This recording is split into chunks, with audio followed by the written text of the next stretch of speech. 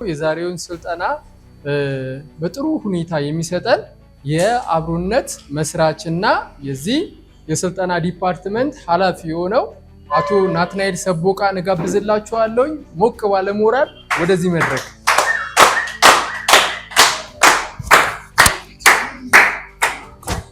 አንቱን እናመሰግናለን። አመስግኑልኝ።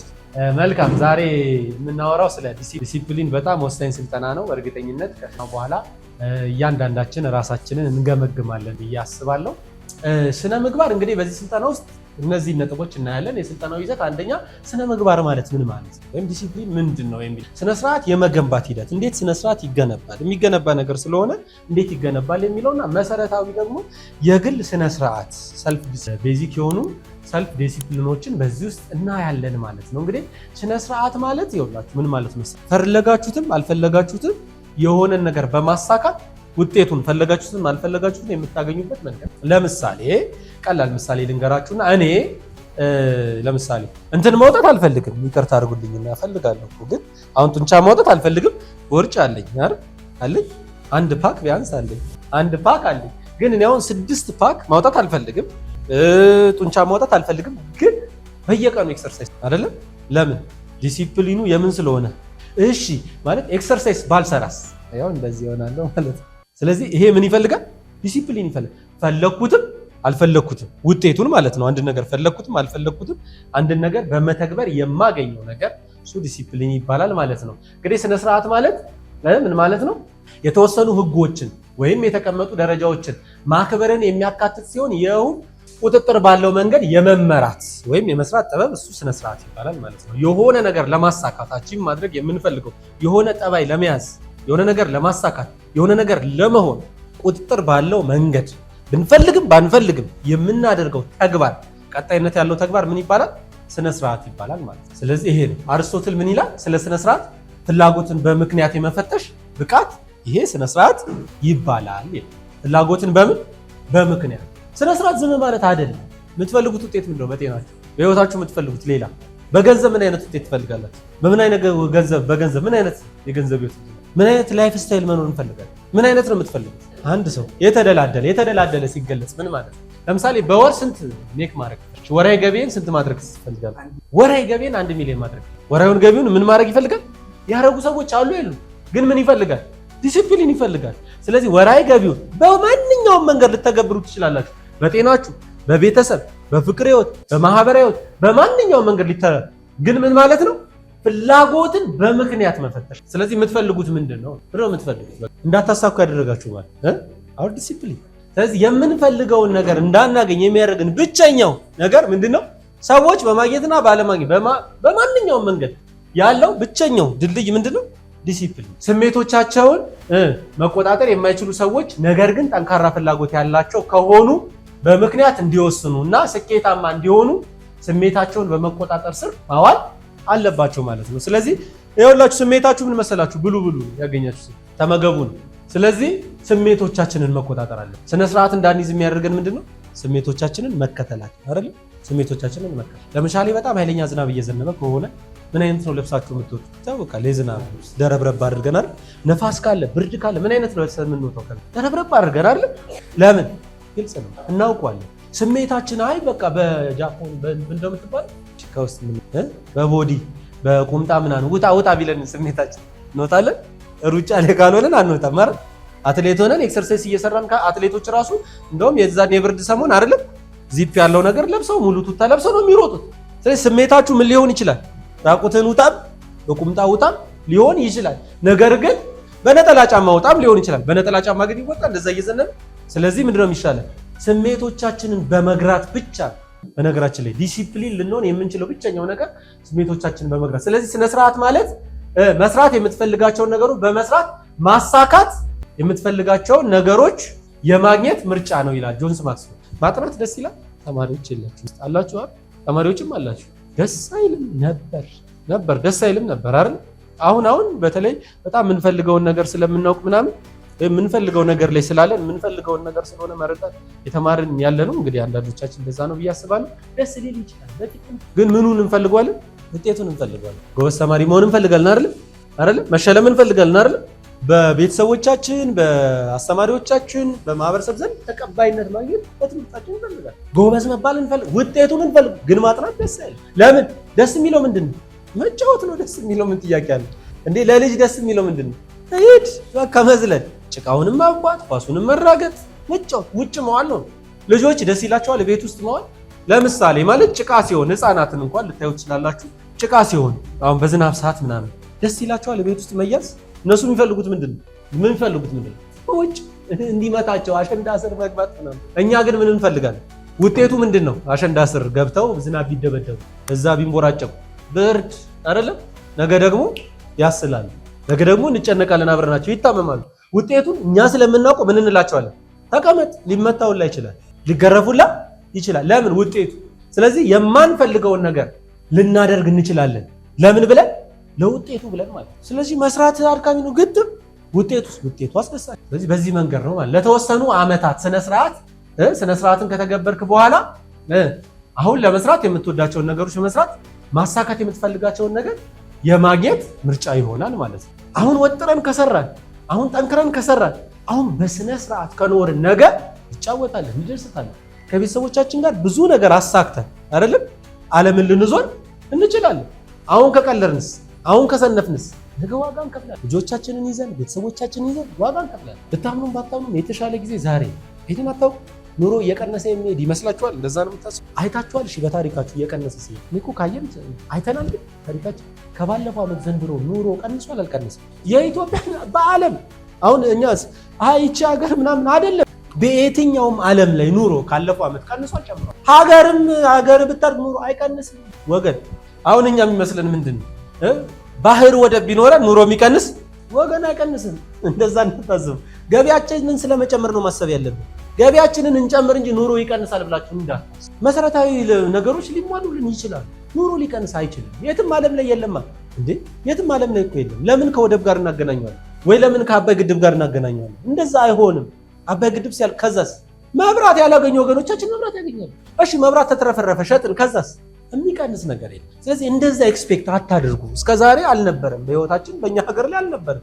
በዓለም ላይ እንደዚህ አይነት ኤክስፒሪየንስ የለም። ምናልባት በጣም እንደ አረብ ሀገር እንግዲህ ነዳጅ ካወጣን ምናምን መንግስት ምን ሊለን ይችላል እንጂ አይቀንስም ነው። አልቀነሰም እኮ እዛ መች ቀነሰ? ግን መንግስት ምን ይላቸዋል? የዜግነት እያለ እንግዲህ ከሚገኘው ከተፈጥሮ ሽጦ ከሚያገኘው እያንዳንዱ ግለሰብ በነፍስ ወከፍ ገንዘብ ይሰጠዋል፣ ይታገዛል። ገንዘብ ሊታገዝ ይችላል ነው እንጂ ይቀንሳል የሚባል ነገር የለም። ስለዚህ እንደዚህ ኤክስፔክት አናል። ስለዚህ ያለን አማራጭ ምንድነው? መስራትና መስራት፣ ዋጋ መክፈል ብቻ ነው። ስለዚህ ዛሬ ይሻላል። የፈለገ እንደዛ እንዳታስቡ። ከነገ ዛሬ ይሻላል። ነገ ደግሞ አንዳንዴ ስናስበው ሊሆን የሚችለው ራሱ አናውቅም። እንደዚህ መሯሯጥ የምንችል ሰዎች ላንሆን እንጂ ትላንት ብዙ ይሯሯጡ የነበሩ ሰዎች ዛሬ የማይሯሯጡ አሉ። ስለዚህ እንደዛ እንዳታስቡ። ስለዚህ ይሄ ማለት ነው። ስለዚህ ስነ ስርዓት ይዘን በስነ ስርዓታችን እየተዝናናን ልንኖር እንችላለን ነው። በቃ ስነ ስርዓት ይዘን ማለት በዲሲፕሊን በመኖር በዲሲፕሊናችን ግን እየተዝናናን መኖር እንችላለን እንጂ ከዲሲፕሊን የትም ልናመልጥ አንችልም ማለት ነው። ምን እያደረገ ይመስላችሁ? ምን እያደረገ ነው?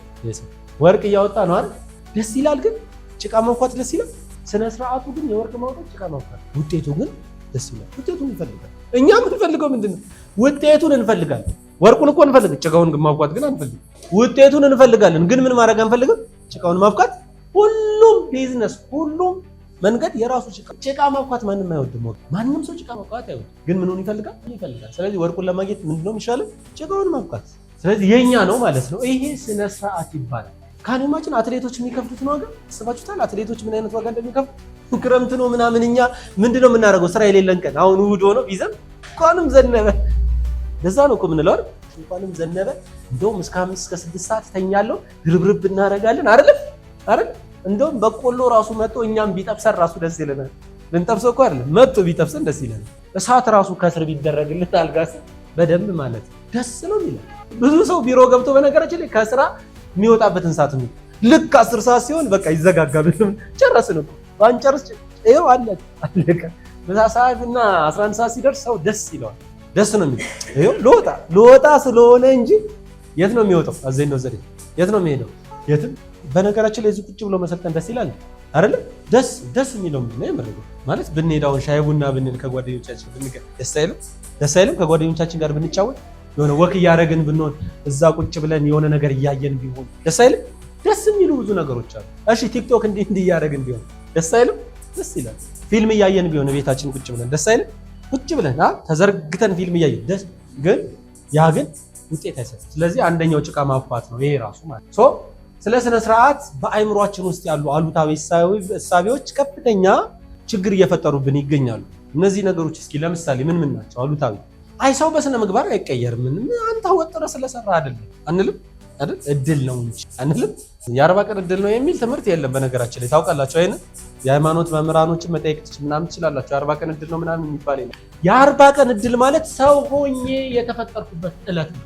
በውስጣችን ያለ አሉታዊ እሳቤ አለ።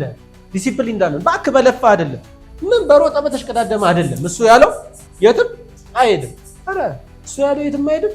መሮጥ ያስፈልጋል፣ መጣር ያስፈልጋል። የምንሽቀዳደመው ከሰው ጋር አይደለም፣ ከህልማችን ጋር ማሳካት ከምንፈልገው ነገር ከእድሜያችን ጋር ከራሳችን ጋር። ስለዚህ ሰው ዲሲፕሊን ከሆነ የማያሳካው ነገር የለም። ምንድነው ችግሩ? አሉታዊ እሳቤዎች አሉ ነው። አሉታዊ እሳቤዎች አሉ፣ አሉታዊ እምነቶችን የፈጠሩብን ማለት ነው። አሉታዊ እምነቶች ለምሳሌ የ40 ቀን እድል ነው ያልተሰጠኝ አልተሰጠኝም። በቃ ምን ማለት ነው አልተሰጠኝም ማለት? ያልተሰጠው ሰው የለም። ወራ 5 መክሊት ወይም 2 መክሊት ወይም 1 መክሊት ግን ተሰጥቶናል። መክሊት አይደለም 5 የተሰጠው ስንት አደረገው? 10 አደረገው። በቂ ነው። በዛ ልክ ነው የተጠየቀው። በነገራችን 2 የተሰጠውስ ስንት አደረገው? 4 አደረገው። ለምን 5 አደረኩ ተብሏል? 1 የተሰጠውስ ለምን 4 አደረከው አላደረክም ተብሏል? ለምን 2 አላደረኩም? ስለዚህ ሰው እንደ ስጦታው ነው።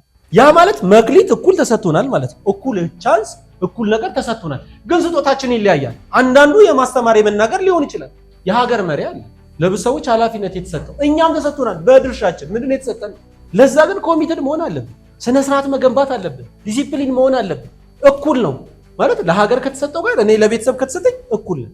እኔ ለመንደር ከተሰጠኝ እኩል ነው። እኔ ለቀበሌ ከተሰጠኝ እኩል ነው። እኔ ለአካባቢ ከተሰጠኝ እኔ ለአንድ መስሪያ ቤት ከተሰጠኝ ጋር እኩል ነው። ሁሉም ነገር ሲደማመር እንጂ አንድ የሀገር መሪው እያንዳንዱ ቢሮ ሊገባ አይችልም። ስራ ክፍፍል ያስፈልጋል። ስራ ክፍፍል ስለሚያስፈልግ ነው ባለ 5 ባለ 2 ባለ 1 የተባለው እንጂ እኩል ተሰጥቶናል መክሊት። ስለዚህ ምን መሆን አለብን? እኩል የተሰጡን ነገር ስለሆነ አሉታዊ እምነቶች የሚገነቡ አሉታዊ ልምዶች መተዋል። ስለዚህ በአካባቢያችን የሚነገሩ ሊሆን ይችላል። አንተ አትችልም የሚባለው ነገር ምን አለፋ የሚባለው ነገር እነሱ የሆነ ነገር አግኝተው ነው ደግሞ ሰዎች ሲያሳኩ የምንለው ነገር እኮ አለ። ደስ የሚል ነገር መስሏል። ሁሉ ባለሀብታውን ዝም ብሎ ይመስላል። ዝም ብሎ ይመስላል። የሁሉ ባለሀብት ይመስላል አይመስለውም። ዝም ብሎ አይመስለውም። ዝም ብሎ አይመስለን ማለት የሚሄድበትን ስለማታውቅ ነው። የት ነው የሚሄደው? ስራ ነው የሚሄደው ወገን፣ ስራ ነው የሚሄደው። በነገራችን የሚሄድበት እና የተለያየ አይነት ልምዶች ሀቢቶች አሉን በአይምሯችን ውስጥ እምነቶች አሉ። እንደዛ አይደለም። ምንም ምክንያት የሌላቸው ሰዎች ሲያሳኩ አይተናል። ዲሲፕሊን ስለ ስርዓት ይዘው እና ለገብረ ስላሴ እንደዚህ አይነት ስኬት ለማሳካት የት ሄደው የት ነው የሄዱት? በቆጂ እንደነበሩ እናውቃለን። በቆጂ ነው የነበሩት። የት ሄደው ነው? እነ ደራርቱ ሁሉ ያንን ስኬት ሲያሳኩ የት ሄደው ነው? ለሊት ወጣው ለሩጫ ነው። እኛ ግን የምናስበው ምንድነው? በአይምሯችን ውስጥ እምነት አለ። ስላሳኩ ሰዎች ሁሉ አሉታዊ እምነት አለ፣ አሉታዊ ሂሳብ አለ። ከሶት ስለ ራሳችንም እንደዛ ነው ያለ። ይሄ ማለት ነው አይ ሰው ሁሉ የሚያሳካው እንዲሁ መስሎ ነው። የሆነ ነገር አለ ከጀርባ ብዬ አምናለሁ ማለት እዚህ ነው ዘዴ። እኔ የሆነ ነገር ስለሌለ ከጀርባዬ አላሳካ በቂ ምክንያት ያስኩ። ስለዚህ አሉታዊ ሂሳቦችን እንተውና ዲሲፕሊን ነው ምንም እንዳትሉ ስነ ስርዓት ብቻ ነው ውጤት የሚያመጣው። ስለዚህ ምን መሆን አለበት? ይሄው እንደነገርኳችሁ ይሄንን የሚያመጣው ምንድነው? ጸሎት ያመጣው። ካመጣው ችግር የለም እኔ ልሳል። ይሄኛውን ቅርጽ እንደዚህ ያረጋዋል፣ ጸሎት ያረጋዋል እንዴ? አያረጋውም። ግን ይሄ አበላል ግን ልክ እነዚህ ኤክሰርሳይዝ ነው። በመጸለይ ጡንቻ ልገነባ ይችላል ይሆናል። እንደዚህ አይነት ህግ አለ። ጸሎት አይሰራም ማለት ነው አይደለም። ለምን ታጋጩታላችሁ? እያወቅን እኮ ነው የምናጭበረበረው። ማንን ነው የምናጭበረበረው? እኛ ነው እግዚአብሔርን። ለምንድን ነው የምናወሳስበው?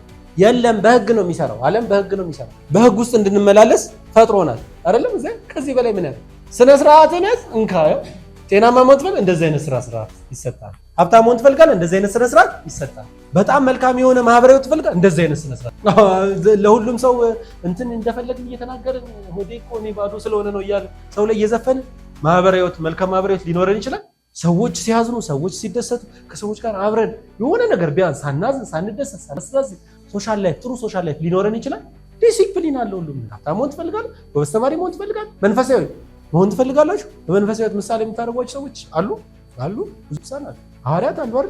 ዲሲፕሊን እኩል ናቸው። የተማረውም ያልተማረውም እኩል ነው የተሰበሰበው። ዲሲፕሊናቸው ግን ምን አድርጓቸዋል? ለይቷቸዋል ከሌሎች። ስለዚህ ስነ ስርዓት ነው። በመንፈሳዊ ብትሄዱ፣ በማህበራዊ ብትሄዱ፣ በቤተሰብ ብትሄዱ፣ በሀገር ብትሄዱ የሀገር መሪ የሆኑት ምናምን ጠቅላይ ሚኒስትሩ ምን ስለሆኑ ዲሲፕሊን፣ ምንም ከምንም ጋር ልናገናኘው አንቺ ምን ስለሆኑ ዲሲፕሊን ስለሆኑ ከነሱ እኩል የነበሩ ሰዎች ነበሩ።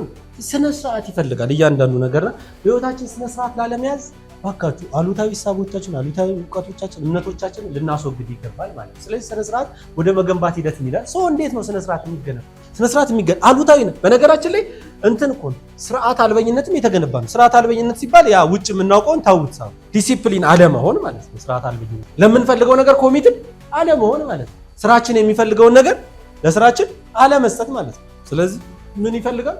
አንደኛ ከራስ ጀምር። መጀመሪያው ከራሳችን መጀመር። በማንም ሰው ማሳበብ የለብንም። እንትና ስለሆነ አከሌ ስለሆነ ወንድም ሀገር ምንም አያስፈልግ። ኃላፊነት ወሰዱ። ከራሳችን እንጀምር።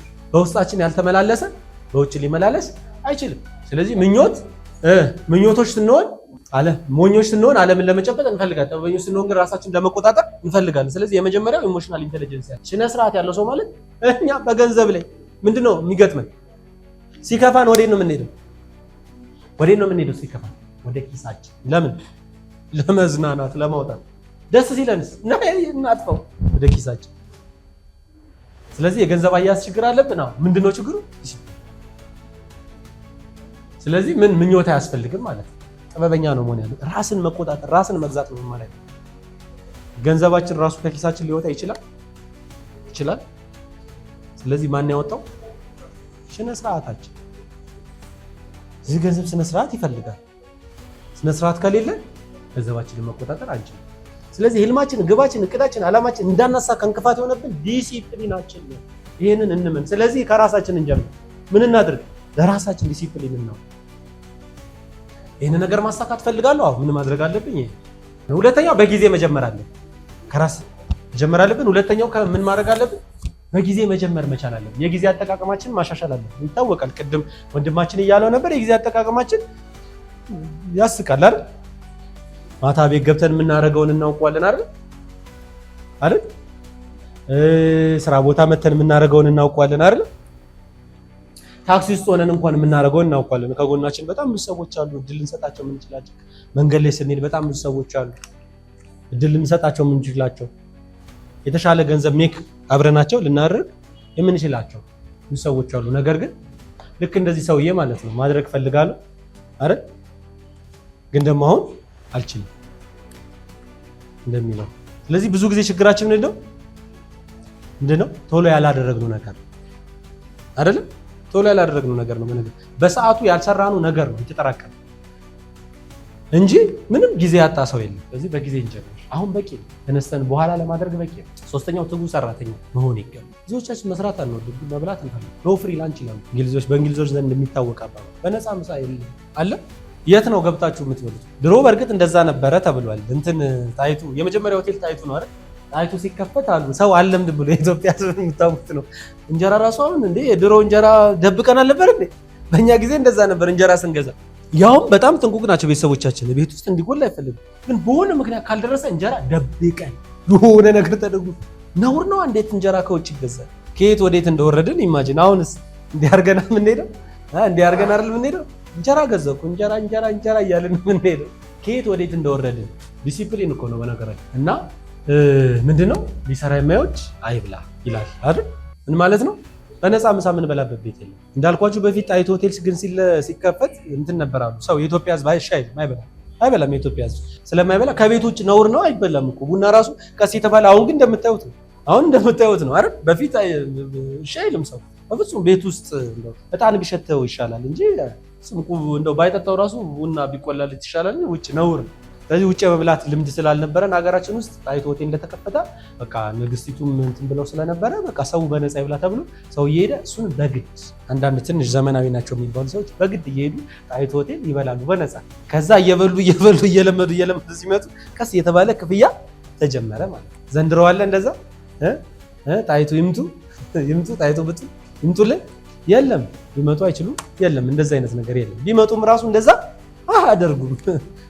ኖ ፍሪ ላንች፣ በነፃ ምሳ የለም። ስለዚህ እኛ መብላት እንወዳለን፣ መስራት ግን አንፈልግም። ውጤት እንፈልጋለን፣ ነገር ግን የሆነ ነገር መትጋት አንፈልግም። በመንፈሳዊ ሕይወት ማደግ ግን መትጋት አንፈልግም። በማህበራዊ ሕይወት የሆነ ነገር እንፈልጋለን፣ ግን መትጋት አንፈልግም። ትጉ ሰራተኛ ንብ አለቃል የሚገለዋል ስነ ስርዓት ይዘው ግን ይሰራሉ።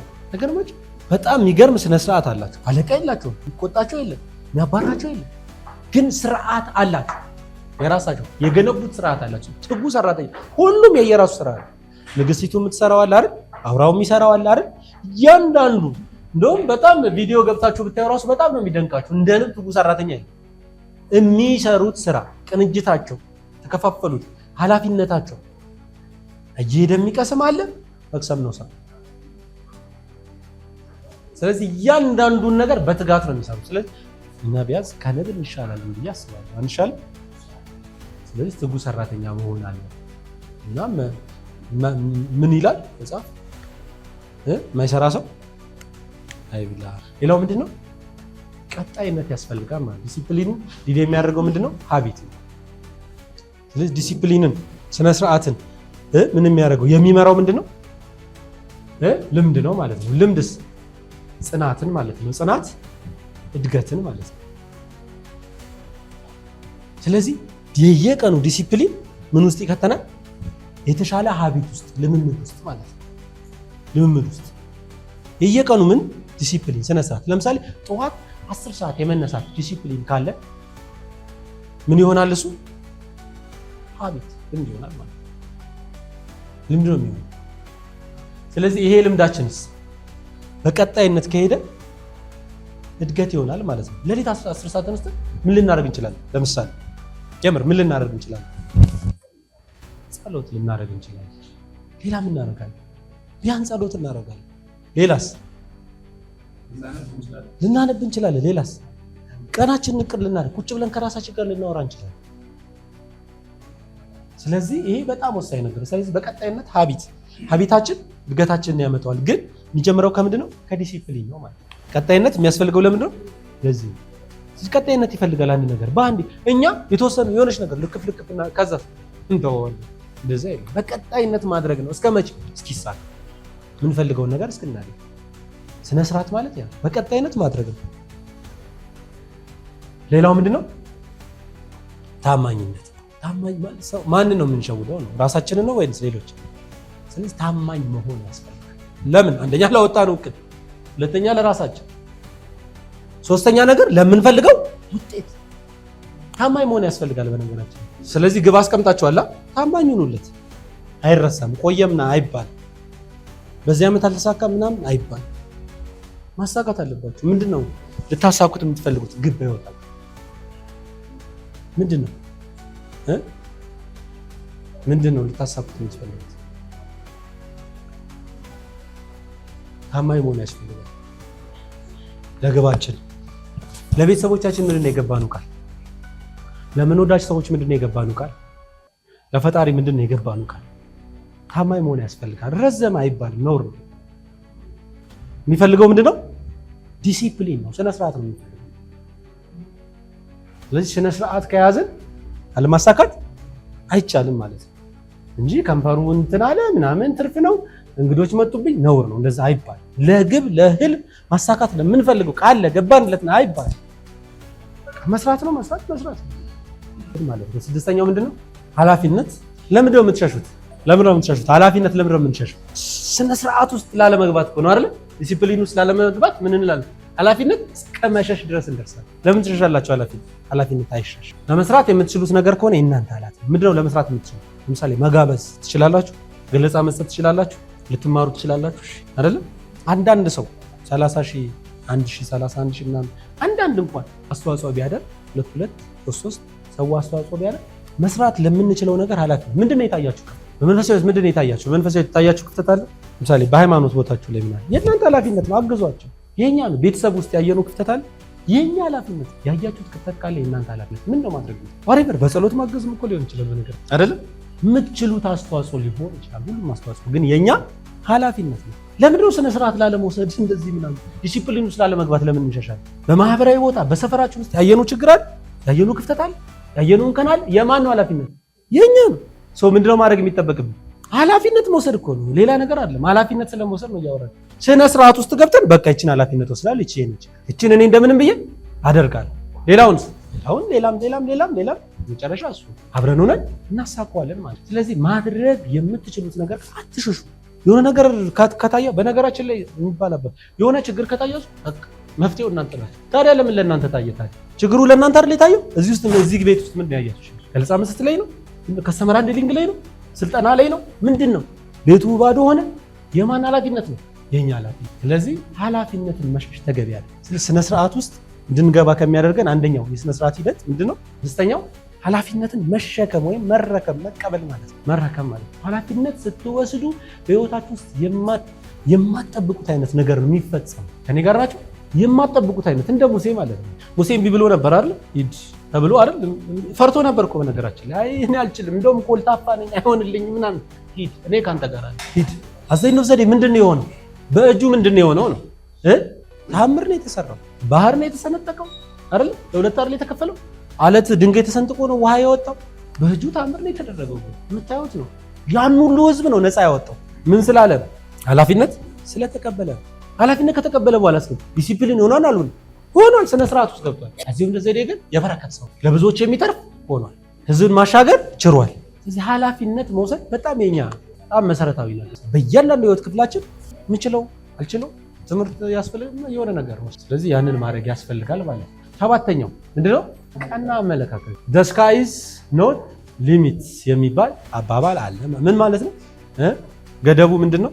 ወይም ሰማይ ምን የለውም ገደብ የለውም። ምን ማለት ነው? you have to potential ማለት በጣም ብዙ እምቅ ብቃት አለ በውስጣችሁ። እናንተ ራሱ የማታውቁት እምቅ ፖቴንሻል አለ። እኛ ራሱ የማናውቀው ግን እንፈራለን፣ እንሸሻለን። ዲሲፕሊን ውስጥ አንገባ። ዲሲፕሊን ውስጥ ብንገባ፣ ስነ ስርዓት ውስጥ ብንገባ እኛ ራሱ ሰዎች ራሱ ይደነግጣሉ። እኛ ራሱ እንደነግጣለን። በነገራችን ግን ስነ ስርዓት ውስጥ ላለመግባት ስንሸሽ ካልሸሸን በስተቀር እኛ ራሱ እስክንደነግጥ ድረስ ሊሚት የለን። ያ አለ በውስጣችን ሰጥቶናል። ያው የ40 ቀን እድላችን ምን አድርጎናል? ሰው አድርጎናል። የ40 ቀን እድል ማለት ሰው አድርጎናል። ሰው ማለት ምንድነው? ሰው ምንድነው? ሰው ምን ግራ ይገባቸዋል እኮ አየር ላይ ስትሄዱ፣ አውሮፕላን ስትሄዱ ምንድነው የተሰማችሁ? ምንድነው ሰው? የሰው ምንድነው ያደረገው ነው? እንዴት ነው በሆነች ነገር ውስጥ ገብተን እንደዛ አየር ላይ ለኔ ምንድነው የሆነው ነገር? ሰው ማለት ያ ነው።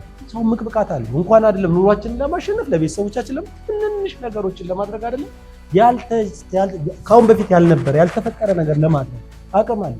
ሊሚት የሚባል ነገር የላችሁም። ለምን ትፈራላችሁ? ስለዚህ ምን ያስፈልጋል? ቀና አመለካከት። ይቻላል፣ ይሆናል አለ። ስነ ስርዓት ውስጥ ለመግባት ቀና አመለካከት ይፈልጋል። እነዚህን 7 ነጥቦች በመጠቀም ምን ማድረግ ያስፈልጋል? ስነ ስርዓትን መገንባት ይቻላል ማለት ነው። እንግዲህ 4 ወርቃማ የስነ ምግባር ህጎች አሉ። እነዛን እናያለን ማለት ነው። የሰውዬ ወደዚህ ወደ ፈለገው መሄድ ይችላል አይደል? ከቆምበት ቦታ ስነ ስርዓቱን ይዞ ከአንደኛው ደረጃ ወደ አንደኛው ደረጃ የመሄድ ግዴታ አለበት በነገራችን ላይ። ስለዚህ አይኑን ገልጦ መሄድ አለበት። አይኑን ጨፍኖ ቤትስ ሜቢ ልምድ ከሌለው።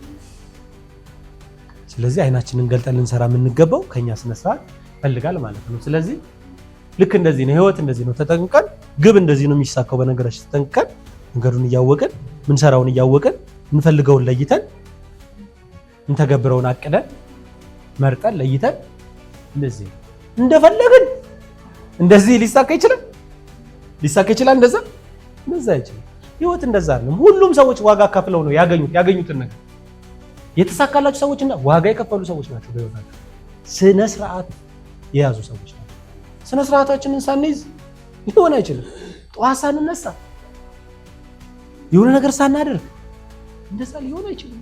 ይችል እኮ አትችልም አይደለም፣ እንደዛ አይደለም። ስለዚህ ስነ ስርዓት መያዝ የግድ ነው ማለት ነው። አንደኛው ምንድነው? በትንሹ ጀምር። ትልቅ ለውጦች የሚያመጣ ትንሽ ተግባር በየዕለቱ ይኖር። ለምሳሌ መንፈሳዊ፣ በማህበራዊ ህይወት፣ በገንዘብ፣ በሁሉ ነገር ብዙ ነገር ካላሳኩ አይባልም። ሰው እንደዛ አይደለም። 10 የጣደ ምን 10 ምንድነው የሚባለው? 10 ጥዶ 10 የሚያማስል አንዱን ያጣል አይደል? አዎ አንዱንም ያጣል ነው በነገራችን ላይ። አንዱም አይሆንለትም። 10 ቦታ ማማሰል የለም። አንድ ምረጡ። ከዛ እሱ ላይ በደንብ አድርጋችሁ አማስሉ። በደንብ አድርጋችሁ። ስለዚህ ስለዛ ነገር መረጃ መሰብሰብ። ለምሳሌ ፋይናንስ ከሆነ ችግራችን ፋይናንስን ከመረጥን ብዙ ጊዜ በማህበራዊ ህይወት፣ በቤተሰብ፣ በብዙ ቦታ መንፈሳዊ ቦታ ላይ ብዙ ጊዜ ለመንፈሳዊ ጊዜ እንዳንሰጥ የሚያደርገን ምንድነው? ከሰኞ እስከ እሑድ የምንሰራው ለገንዘብ ነው እናውቃለን አይደለም? ለገንዘብ አይደለም የምንሰራው። የገንዘብ ክፍተታችንን ብንሸፍን ብዙ ነገሮቻችን እንደውም አንድ አባባል አለ። የገንዘብ በበር ሲገባ ችግር በመስኮት ይወጣል። አብዛኛው ችግሮቻችን ከገንዘብ የተነሳ ነው። በመሬት በቤተሰብ በብዙ ነገር ኢቭን ኢፍ በመንፈሳዊ ከዛ አምስተኛው ምንድነው? በዚህ ስነ ስርዓት ላይ አርአያ የሚሆኑ ሰዎች ጠያቂ እንዲያደርጉ አማክሯቸው። በመንፈስ በገንዘብ በማህበራዊ አርአያ የሚሆነን አንድ ሰው አለ። በዛ ገድ በገንዘብ ከሆነ የሆነ ሰው እያሳቀው ነው። በዚህ ጉዳይ ላይ እንደዚህ ቅዳስ ተከታተል፣ ጠይቀኝ ነው ስፈልግ እርዳታ አንተ ጠይቃለህ። በመንፈሳዊ ህይወት ከሆነ ደግሞ አሉ ደግሞ መንፈሳዊ አባቶች አይደለ? ስለዚህ ሁላችንም አበነፍሳችን ጋር ሄደን እንደዚህ አይነት ቅዳስ በል እንደዚህ አግዙ ነው። ስለዚህ ያን ነው ማለት ነው። ሌላ ምንድነው? ጠዋት 15 ደቂቃ ወስደን 5 ደቂቃ ማታ 5 ደቂቃ በቃ እንዲህ በመድረክ 60 ቀን አንድ ነገር ላይ ትኩረት አድርገን ብንሰራ 3 ወር ማለት ነው የሆነ ውጤት አናመጣ? የሆነ ልምድ ውስጥ አንገባም? ሀቢት ውስጥ አንገባም? እንገባለን። ከዛ ስትጨርሱስ አራያ ካደረኳችሁ ሰው ጋር ምን ብላችሁ ተነጋገሩ፣ አክብሩት። እንደዚህ አድርጌያለሁ፣ ራሳችሁን ሸልሙት፣ እውቅና ስኬታችሁን አጣጥሙት። ያ ምን ይሆናል? ኦኬ እምነታችሁን ይጨምራል፣ የማሳካት በራስ የመተማመን። ከዛ ደግሞ ቀጣይ አጀንዳ ቁጭ ብላችሁ ታስቀምጣላችሁ። ስኬት የሚለካው የምትወዳቸውን ነገሮች በጥሩ ሁኔታ በመስራት ሳይሆን የምትወዳቸውን ነገሮች ተግባራት በንቃትና በጥንቃቄ በመስራት ይቻላል። በጥሩ ማለት ፐርፌክት ለመሆን አትሞክሩ። የምትሳሳቱት ነገር አለ። አንድ ቀን ሰርታችሁ አንድ ቀን ቀጥሉበት። ተች ለምን ትላላችሁ? አሁን የጸሎት ህይወት ጀምረን ጥሩ ሄደን አንድ ሳምንት ልናቆም ውይ በቃ አይሰራም። ማን ያለው አይሰራም? አይሰራም እንዴት ነው ነገር? አረ ይሰራል። አቋርጠነው አይደል? በንጋታው ይሰራል። ቀጥሉ ነው ባለንበት ቦታ ማለት ነው። ባላችሁበት ቦታ የሆነ ነገር አበላሽታችሁ ቀጥሉ እዛው ጋር በቃ። ለምንድን ነው እርግፍግፍ? ስለዚህ የሚባል ነገር የለም። እሺ ምን ማድረግ ነው? አሁን መጀመር ነው። በኋላ አሁን ጀመረም ነው የሆነ ነገር ምን ተፈጠረ መቀጠል። እኛ ምንድነው በቃ እንደዚህ ነው እንዲህ ነው የሚያደርገን። በነገራችን ላይ አእምሯችን ያውቃል። ቀስ አድርጎ የሆነ ነገር ጀመርን ጥሩ እየሄድን እንኳን አንድ ሳምንት 3 ቀን አድርገነዋል። ከዛ ሁይ በቃ የሆነ ነገር አጠፋን። ይሄ ውጤቱን ታዩታለች። ዲሲፕሊን ሆናችሁ ሲቀጥሉና ውጤቱን ታዩታለች። በውጤት አይደል የሚታየው? ይታያል በውጤት። ስለዚህ ምንም እንዳታስቡ። እጅግ በጣም አመሰግናለሁ። በጣም ጥሩ አድማጮች ነበራችሁ። እውነቱን ለመናገር እግዚአብሔር ያክብርልን።